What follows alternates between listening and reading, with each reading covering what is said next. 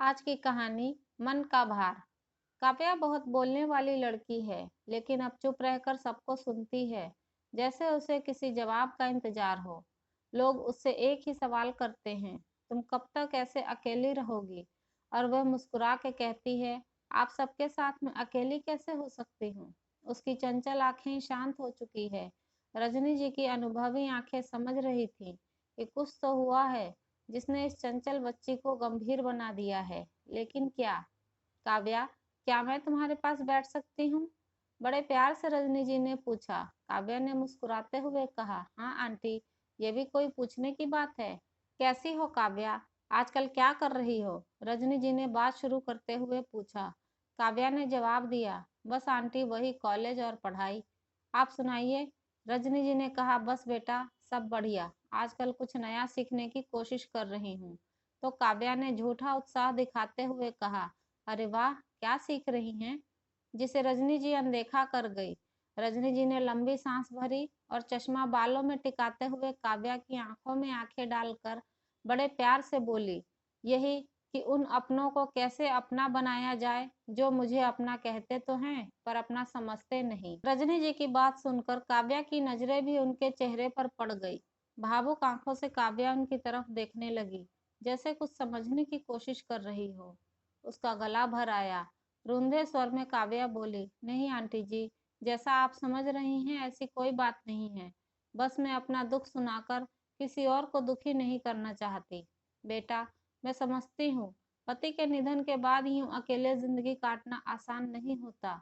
जब तुम्हारे पति के एक्सीडेंट की खबर सुनी तो मन बेचैन हो गया था। 2 दिन तक मेरे गले के नीचे निवाला तक नहीं उतरा था और समीर ने तो अपने आप को कमरे में ही बंद कर लिया था। काव्या बस रजनी की बातें सुन रही थी। उसके मन में उथल पुथल मची हुई थी। ये क्या कह रही हैं आंटी जी? ऐसा क्यों? मुझे कुछ समझ नहीं आ रहा। समीर का ऐसे कमरे में खुद को बंद कर लेना। आंटी जी, साफ साफ बताइए, आप क्या कहना चाहती हैं? उन्हें बीच में टोकते हुए काव्या ने पूछा। बेटा, इंदौर से ट्रांसफर लेकर जब हम दोबारा इस शहर में आए तो तुम्हारे बारे में हमें पता चला। रजनी ने काव्या से कहा, जब तुम्हारे घर गई तो पता चला तुम यहाँ हो, इसलिए तुमसे मिलने यहीं चली आई। काव्या, समीर तुम्हें बहुत पसंद करता है। उसने कई बार तुमसे ये बात बतानी चाहिए, पर तुम तो जानती ही हो कि वह कितना शर्मीला है। तुम जब भी अपनी माँ के साथ घर आती थी तो तुम्हें देखने के बहाने खोजता था। मैं उसके मन की बात जान गई थी। मैंने तय किया था कि किसी अच्छे मौके पर तुमसे इस बारे में बात करके हम तुम्हारे मम्मी पापा से मिलेंगे। लेकिन ईश्वर की शायद कुछ और ही इच्छा थी। तुम्हारी शादी तय हो गई। रजनी ने कहा, उसकी खुशी में ही मेरी खुशी है। बेटी, उसकी पसंद तुम हो। क्या तुम मेरे बेटे से शादी करोगी? काव्या के आंसू बहने लगे थे। आंटी जी, जिस दिन रोहन का एक्सीडेंट हुआ हमारे बीच बहुत झगड़ा हुआ था। वह गुस्से में घर से निकला था। उसका एक्सीडेंट मेरी ही वजह से हुआ। काव्या के मन पर एक भार सा था। वह अपने पति के एक्सीडेंट का जिम्मेदार खुद को मान रही थी। नहीं बेटी, तुम ये क्या कह रही हो? उसकी मौत की जिम्मेदार तुम नहीं हो। अपने मन से यह बोझ उतार दो काव्या।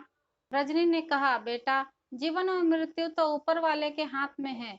वह सबको सांसें देता है और सांसें पूरी होने के बाद उन्हें अपने पास बुला लेता है। इसमें तुम्हारा कोई दोष नहीं। यह सब किस्मत का खेल है बेटा।